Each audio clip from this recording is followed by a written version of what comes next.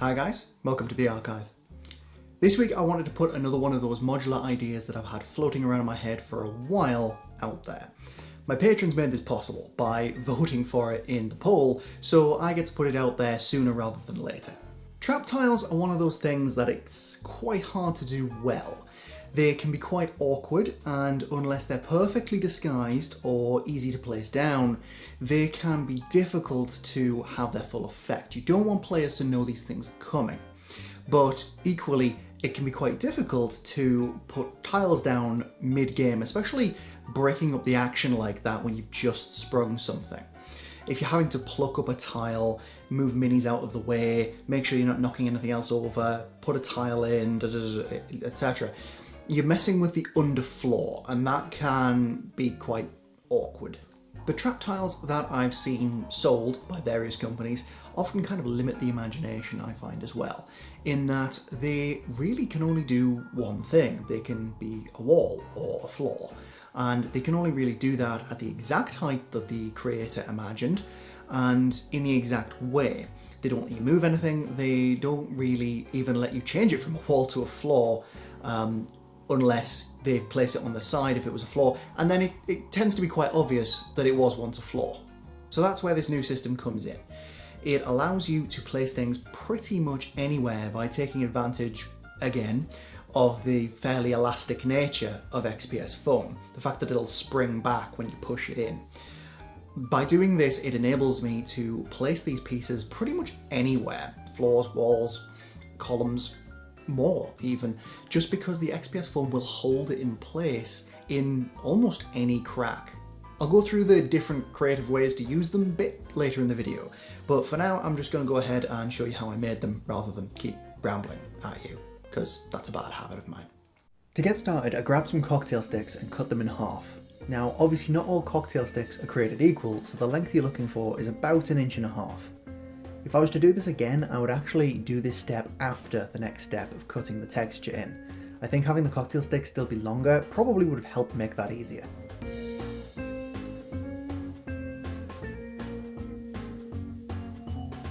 Once I had that, I took each one and trimmed chunks out of each side, the idea being that once Mod Podged up, this would look like ragged iron, which works pretty well for the spikes on the fire pit. I sharpened the ends at the same time, but if you're texturing them first and then cutting them, obviously this waits until after. Cocktail stick wood can vary in its softness and ease to work with even within the same packet. Because they're about as cheap as they come, if I found that a particular stick was awkward to work with compared to others, I just threw it away and grabbed another one. Doing this makes the process a lot easier and also tends to give you a better end result. I cut way more cocktail sticks than I actually needed for this, but hey, they're cheap and it made sure I had spares, and I'll probably make more spikes at some point. Another thing to bear in mind when you're doing repetitive crafting tasks like this, apart from that it helps to be watching something in the background, is that it's important to take breaks. Working at a small scale can strain your hand and forearm muscles a bit more than you might realise, so it's important to stop and rest them every so often. This is just as relevant to things like tinfoil texturing and other similar methods, and is especially important if you're new to crafting and your hand muscles aren't used to it. It's nothing to worry about though, a quick break and you're fine to jump back in.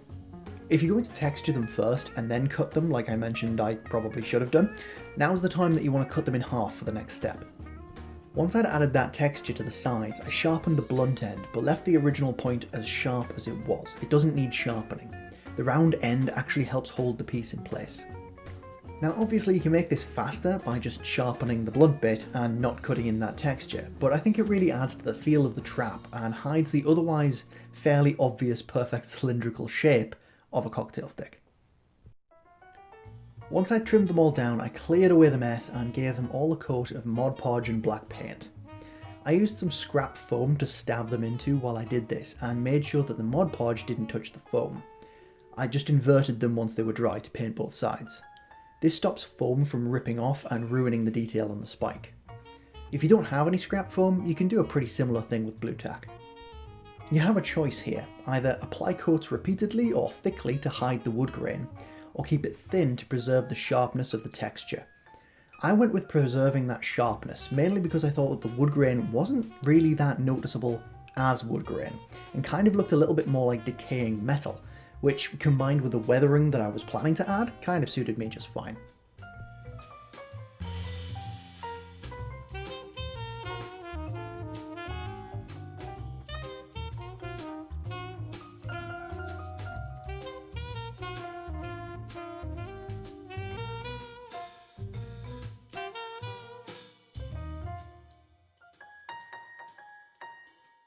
From there I decided to paint the spikes in bronze, mainly to add some different colours to my dungeon setups and avoid every metal piece being the same colour.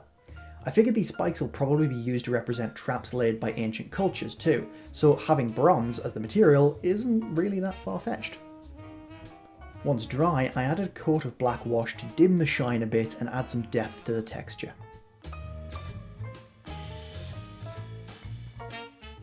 And once that was dry in my favourite section, I added some Nihilakh Oxide Citadel Technical Paint, which I rubbed most of it off with a thumb, trying to leave some in the recesses. I found that wiping it away still left a nice thin layer of age on the bronze, even where I caught most of the paint. If you don't have this technical paint, you could mix up a roughly equivalent colour from craft paint and thin it down thoroughly with water. It won't give you exactly the same effect, but you might be happy enough with the result. I then gave most of the spikes a few dabs of blood for the blood god to add some recent visitor flavour, and serve as a nice reminder to the party as to the consequences for an unfortunate misstep. I'm not usually a fan of putting blood absolutely everywhere. I tend to try and keep it more realistic and in places it might actually be. In this case though, the blood covered spikes just looked better, so I unleashed my inner bloodthirster. Above and beyond that, you can add a few impaled heads, shields or scraps of cloth, again potentially coated in splatters of blood, to add further warning to the traps. To do this, I drilled a hole in the head and shield and threaded the cocktail stick through, before sealing it underneath with super glue. Sealing it underneath helps avoid it being visible where possible.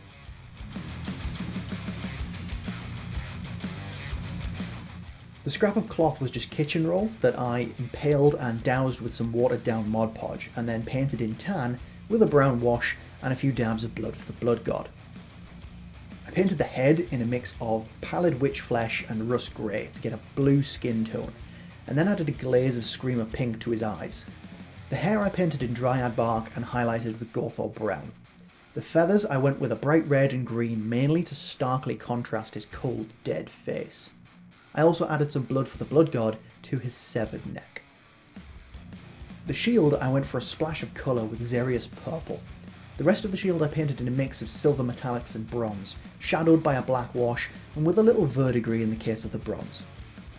And that's pretty much it for the simple version. These can be used in most environments and in a ton of creative ways beyond simply sticking them in a wall.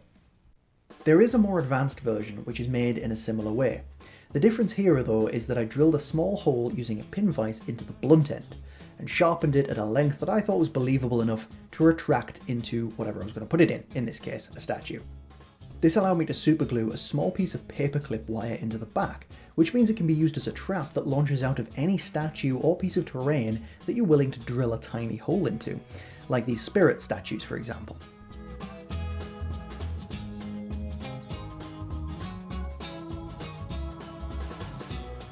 If you're finding this video useful, it would be awesome if you could like and subscribe, or even share the video to help me reach more people like you.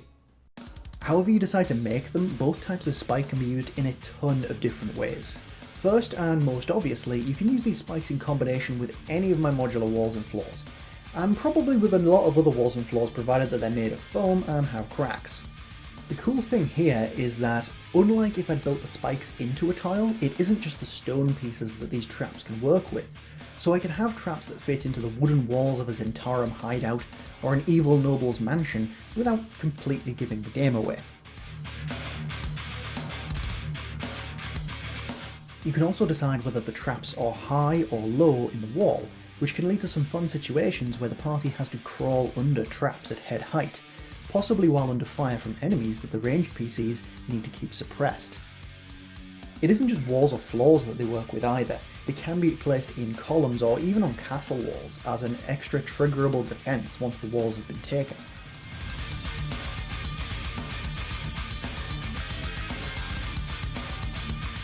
They also slot quite well into the arched walls that I showed recently, which can be a really cool gateway trap. Finally, you can combine them with modular plinths to either provide a skill-based method of bypassing the trap, or something that looks like one but turns out to just be a different kind of trap, with the added fun of gravity. Even just on basic floors, the fact that you can place these wherever you want opens up a world of opportunities. You can show exactly which squares are trapped by placing 4 spikes around them, which allows you to scatter traps across the room and reveal them as they're triggered. Doubly fun if there's a combat encounter in the room. Triple fun if the enemies don't know where they are either. Placing spikes around the squares also means that you can very clearly denote where the traps are without being unable to place models in their place. If you've got a larger creature, like a large or huge creature, you can place the spikes around that creature's base and just temporarily remove individual spikes to fit the creature in without sacrificing the trap's effect or where the trap actually is. Then there's the old Indiana Jones style choose the right path layout. By placing trap spikes as the players figure out which tiles are trapped, they can reveal a safe path through the spikes. Want to add some time pressure? Just have them figure it out while under fire from enemy archers. There are probably far more ways to use these little modular pieces because they are so flexible, but that's all I can think of for now. I will be sharing any ideas that I do come up with later down the road on Patreon. That's just something I do with my patrons who support the channel and support these videos being made. I share the little bits and bobs that I think of that aren't really big enough to include in a full video. So if you like the idea of that, come say hi on Patreon. I've also got far more ideas of how to use this system of putting traps pretty much anywhere and creating other styles of traps that use that technique and that method. But I strained against every fibre of my being to keep this video small this week so I can build up a bit of spare time that I can use on a future video to make that video a bit bigger, because I know that that future video is going to be a drain on time. So this video I deliberately kept small, but I am going to be doing more videos on traps, and if there are any particular traps, any types of traps that you would really want to see, if you really like fire traps, magic traps, any other kinds of traps you could possibly think of, list them in the comments. Let me know what you want to see, because if you've got a trap type that you really like and it turns out to be really popular, I will totally do it. Hell, I'll probably do it even if it isn't popular. I just kind of want to get those ideas flowing and hear from you guys. It's one of the best parts of every week when I release a video, is hearing your ideas and your passion for the hobby that comes out when you comment on videos like this. It's really nice to see. Speaking of which, let me know what you like about the system, or what you would change, or what you would like to see made differently if I did this system again in future, different techniques, or a different idea you have of how it could work in the comments. I love hearing from you guys, I will say that again, and also thank you to any of you guys who have shared my content on social media or in groups and all that kind of thing. It really helps the channel, and it is so nice to see when people link my videos to other people. Outside of me linking it to people, it's really heartwarming to see you guys sharing the content like that, so thank you personally to anyone who has done that. If you enjoy these videos that I work on for you guys every week and you want to help me keep making them, the best way you can help me do that is by joining me and the other patrons in the archive on Patreon. By doing that, you can join me in a monthly live stream that I do with patrons, where I give them previews of the kind of things I've got coming up, my plans and all that kind of thing, as well as give them a vote on what they would prefer to see first. Because really, it's them that helps this channel grow and helps support the channel and allow me to keep making these videos, so it's only kind of fair that I give them a say on what kind of thing they would like to see first out of what I have planned. It's also nice just to chill and have a chat with them and find out how their projects are going. Hope that basement craft area is going well, Jess. Most importantly though, you'll be helping me keep providing the community with more free tutorials like this one. Finally, if you need any tools or supplies for your builds, you'll find a handy dandy list down in the description that links pretty much everything that I use, and some of those are Amazon links that if you buy things through those links, a little bit comes from Amazon to the channel to help support the channel and help pay for things. It costs you absolutely no more to do this, it's just a nice little extra that you can say thank you for free. Thank you guys for watching. I'll be back next week with another totally awesome modular build. Until next time, I'll be in the archive.